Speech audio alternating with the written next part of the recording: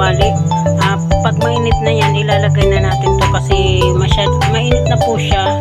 Ayan, ilagay na natin yung kamote chips natin.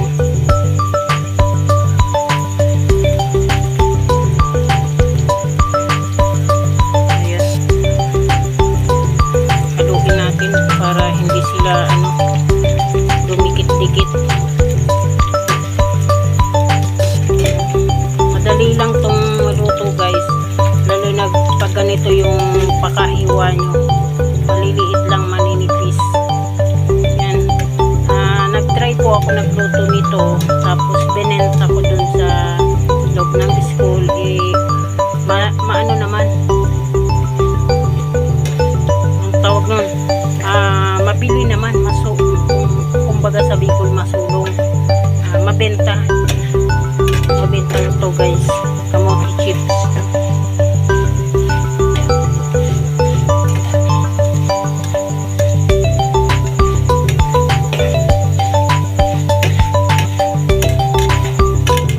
Yung gustong magnegosyo, pwede naman tutorial, pwede naman, madali naman to guys gawin. Yan, malapit na siyang maluto guys.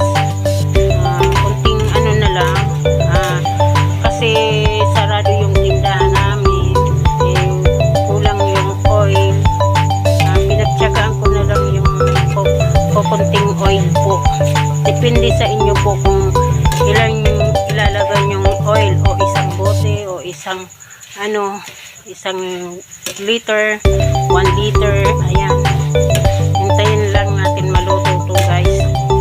Malapit na siyang maluto. Halo-haloin lang guys para hindi siya masunog.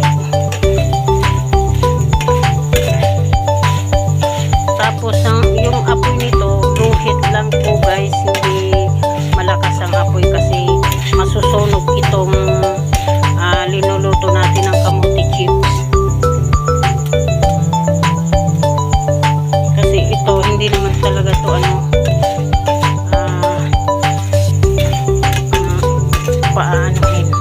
papalutuin. Yan, yung iba nga nasusulok na kasi kukunti lang kasi yung natin,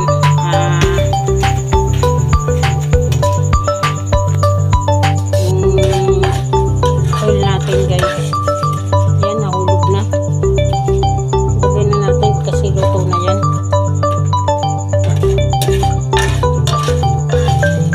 Masusunog na yung iba.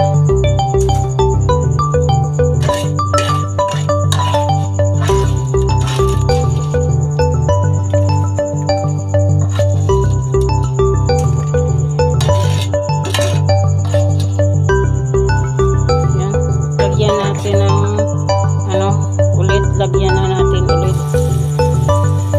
Pakunti-kunti lang kasi kunti lang yung ating lana guys.